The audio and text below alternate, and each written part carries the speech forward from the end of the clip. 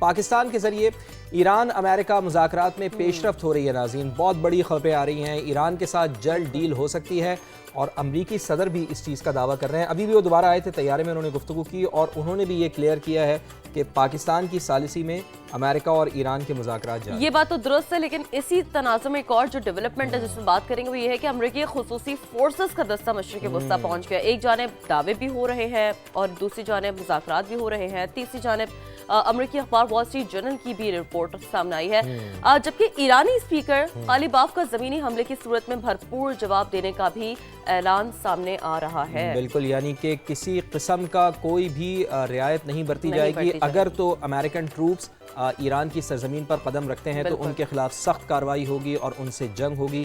ایران نے تو اپنے عزائم بتا دیے ہیں۔ خطے میں جنگ کے بھڑکتے ہوئے شعلے، عالمی منڈی میں خام تیل کی قیمتوں میں استحکام نہیں آ سکا ہے۔ آج بھی برینٹ کروڈ آئل کی قیمت بہت زیادہ اوپر چلی گئی ہے، آسمان سے باتیں کرتی ہوئی۔ بالکل ایسے ہی، وہ ظاہر امپیکٹ اس کا ہم دیکھتے ہیں پڑتا ہی ہے۔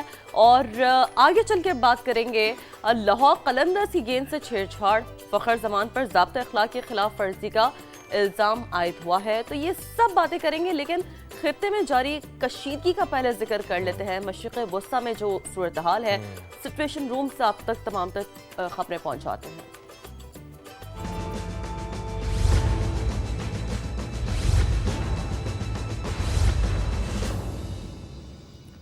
تو یہ ہے آج کی ہماری ٹاپ سٹوری، یعنی کہ پاکستان کے ذریعے ایران امریکہ مذاکرات میں پیش رفت ہو رہی ہے۔ امریکی صدر ایران کے ساتھ ڈیل جلد ہو سکتی ہے، یہ دعویٰ کر رہے ہیں۔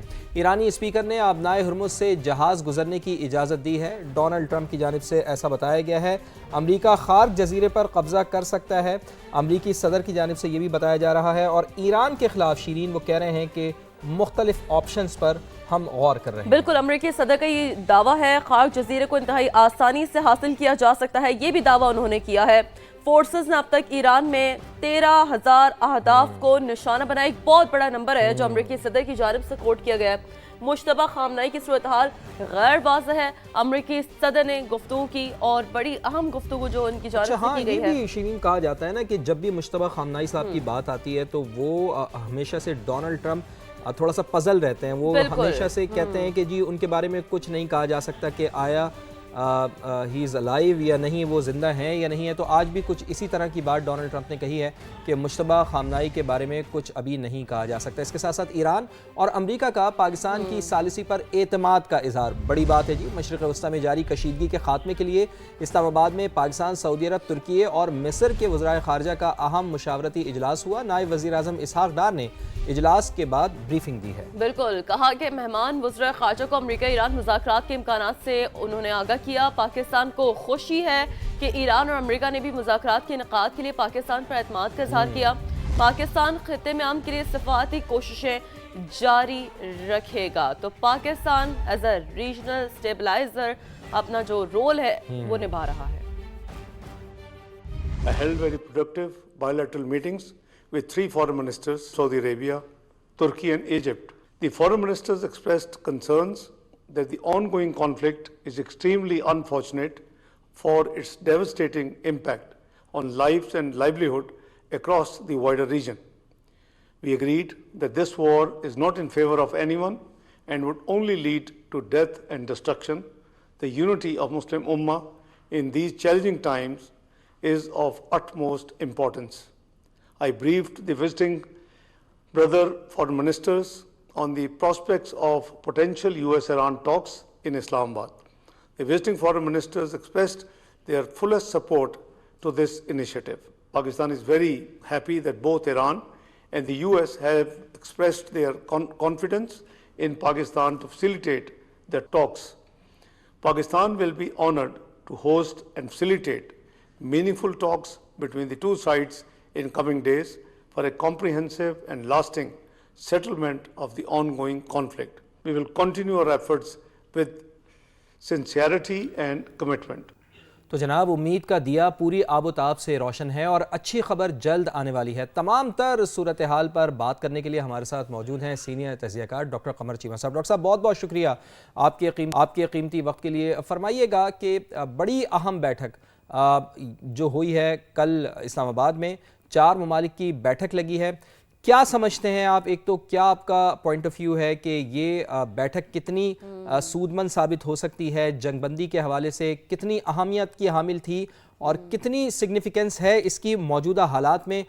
کیا سمجھتے ہیں آپ کہ اس بیٹھک کے بعد ہم یہ کہہ سکتے ہیں کہ امن کا دیا روشن ہے اور اس کی جو لا ہے وہ پوری دنیا میں پھیلتی ہوئی دکھائی دے رہی ہے اور اس کے ذریعے سے امن آ جائے گا اور انشاءاللہ؟ دیا جلایا پاکستان نے ہے. بالکل. ایک تو پاکستان کی ڈپلومیٹک پروفائل جو ہے وہ بہت بڑی ہے. دنیا کی سب نظریں اس میٹنگ کی طرف تھیں، کیونکہ اس میٹنگ سے پتہ چلنا تھا کہ کیا ڈائریکشن ہے. کیونکہ آپ کو یاد ہوگا کچھ ہفتے پہلے، 2 ہفتے پہلے تقریباً، یہ ملاقات جو ہے عید سے پہلے سعودی عرب میں ہوئی تھی، اور یہی 4 ممالک تھے اور یہی رابطے میں ہیں امریکہ کے اور ایران کے. تو میں سمجھتا ہوں اس حوالے سے یہ امپورٹنٹ ڈیولپمنٹ یہ تھی کہ ایک تو دنیا اس میں دیکھ رہی تھی اور بڑا اچھے آپٹکس گئے ہیں.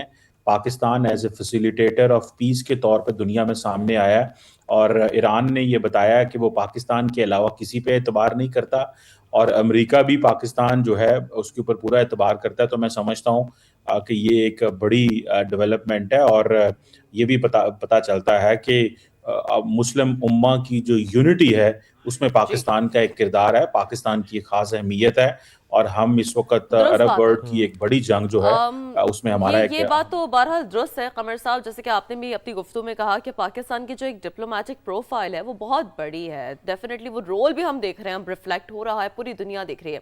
پاکستان، ترکی، سعودی عرب اور مصر بالخصوص کیا خطے میں جنگ بندی کرانے میں کامیاب ہو پائیں گے؟ کیونکہ سب کی نظریں ظاہر ہے اس اہم بیٹھک پر ہے.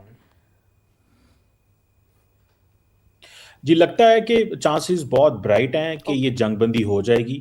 اگر آپ دیکھیں کہ آج فورن منسٹر صاحب نے یہ کہا ہے کہ یو ایس اور ایران جو ہیں وہ دونوں اس بات پہ راضی ہیں کہ وہ پاکستان کا جو کردار ہے اس پہ راضی ہیں.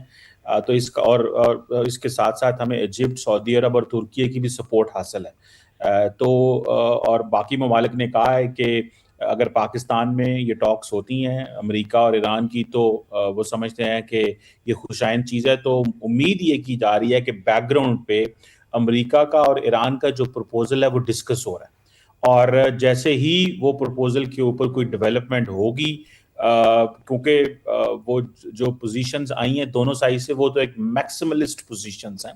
تو لگتا یہ ہے کہ یہ جو پوزیشنز ہیں، ظاہری بات ہے امریکہ بھی پیچھے ہٹے گا، ایران بھی پیچھے ہٹے گا، اور کہیں کو کامن گراؤنڈ تیار ہوگی جس میں پاکستان کا کردار ہوگا اور باقی بھی ان ممالک کا کردار ہوگا. تو میں سمجھتا ہوں کہ چانسز بہت برائٹ ہیں. یہ ممالک بھی پاکستان پہ اعتبار کر رہے ہیں، اور ایران اور امریکہ